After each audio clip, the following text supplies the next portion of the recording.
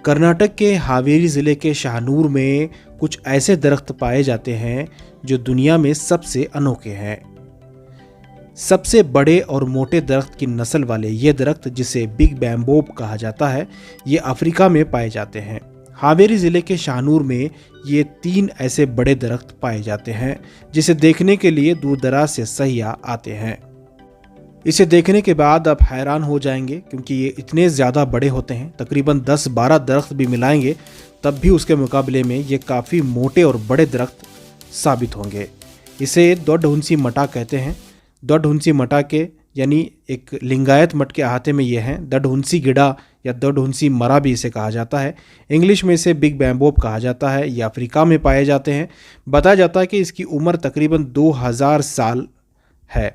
ये 3 दरख्त हैं जिसमें से एक दरख्त गिर गया है। ये दरख्त तकरीबन 12 से 14 मीटर तक चौड़ा और 15 से 16 मीटर तक लंबा होता है। देखने में ये दरख्त पानी की बोतल की तरह दिखते हैं। अफ्रीका में ज़्यादा ये दरख्त पाए जाते हैं। हिंदुस्तान में बिल्कुल कम ही जगह पर ये दरख्त पाए जाते हैं। इस दरख्त का फल तकरीबन 25 से 30 साल तक भी ख़राब नहीं होता। इसका फल दवा के तौर पर इस्तेमाल किया जाता है। इस दरख्त के नीचे अगर कोई चीज़ या खाने की कोई चीज़ रखी जाती है तो वो तकरीबन 15 दिनों तक ख़राब नहीं होती। यहाँ तक कि अगर कोई लाश भी यहाँ रखे जाए तो वो कई दिनों तक ख़राब नहीं होती। शाहनूर के दोडहुंसी मठा के अहाते में ये दरख्त पाए जाते हैं। इन 3 दरख्तों में से बारिश की वजह से एक दरख्त अचानक जड़ से गिर गया। इसे दोबारा ट्रांसप्लांट कराने के लिए महकमा फॉरेस्ट और मंदिर के जो मठ के जो स्वामी जी हैं उन्होंने मिलकर एक कोशिश चलाई। इसे दोबारा रीप्लांट किया गया है। देखना होगा कि इसकी ज़िंदगी कहाँ तक चलती है।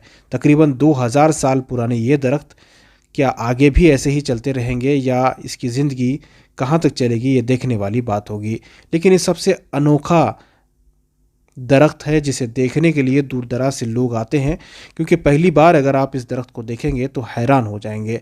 इस मौके पर स्वामी जी के साथ साथ मुकामी साबिक एमएलए आज़म पीर कादरी ने भी इस ताल्लुक से कुछ कहा है। आइए जानते हैं इनका क्या कहना है। ಪವಾಡ ಪುರುಷರ ಪುಣ್ಯನೆಲ ದೊಡ್ಡಹುಣಸಿ ಮಠ ಸುಪ್ರಸಿದ್ಧ ಲಕ್ಷಾಂತರ ಭಕ್ತರು ಹೊಂದಿರತಕ್ಕಂಥ ಪೂಜ್ಯರ ಈ ಮಠ, ನಮ್ಮ ಮಠದ ಶ್ರೀಗಳು ನಮ್ಮ ಜೊತೆಯಲ್ಲಿದ್ದಾರೆ.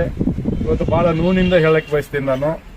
ನಮ್ಮ ಶ್ರೀಗಳು ಏನು ಈ ಗಿಡಗಳದಾವಲ್ಲ, ಸುಮಾರು 2000 ವರ್ಷ ಈ ಜಗತ್ತಿನಲ್ಲಿ ಕೆಲವೇ ದೇಶಗಳಲ್ಲಿ ಇರ್ತಕ್ಕಂಥ ಈ ಮರಗಳು.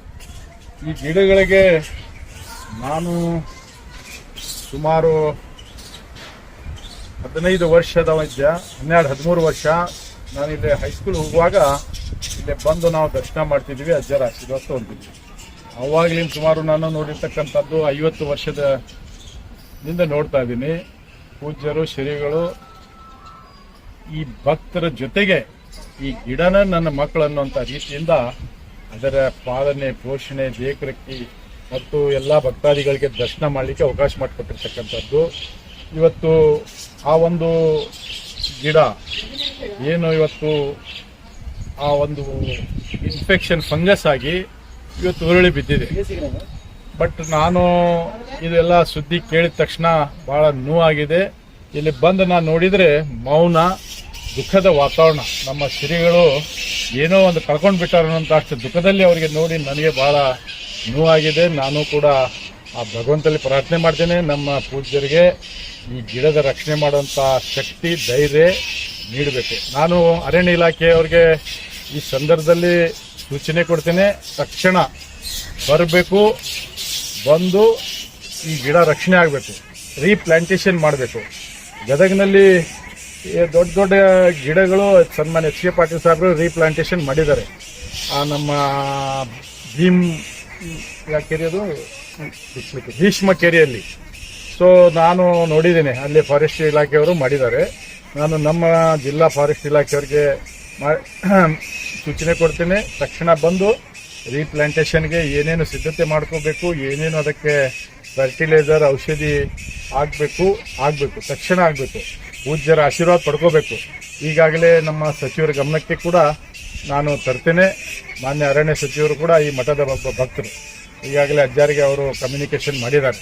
ನಾನು ಕೂಡ ಸೋಮವಾರ ಹೋಗಿ ನಮ್ಮ ಅರಣ್ಯ ಸಚಿವರಿಗೆ ಭೇಟಿಯಾಗಿ ಅವರು ಕೂಡ ಇಲ್ಲಿ ಬಂದು ಒಂದು ವಿಸಿಟ್ ಕೊಡಬೇಕು ಅನ್ನೋಂಥದ್ದು ಕೂಡ ನಾನು ನಮ್ಮ ಮಾನ್ಯ ಸಚಿವರಿಗೆ ಕೂಡ ಮನವಿ ಮಾಡ್ಕೊತೇನೆ.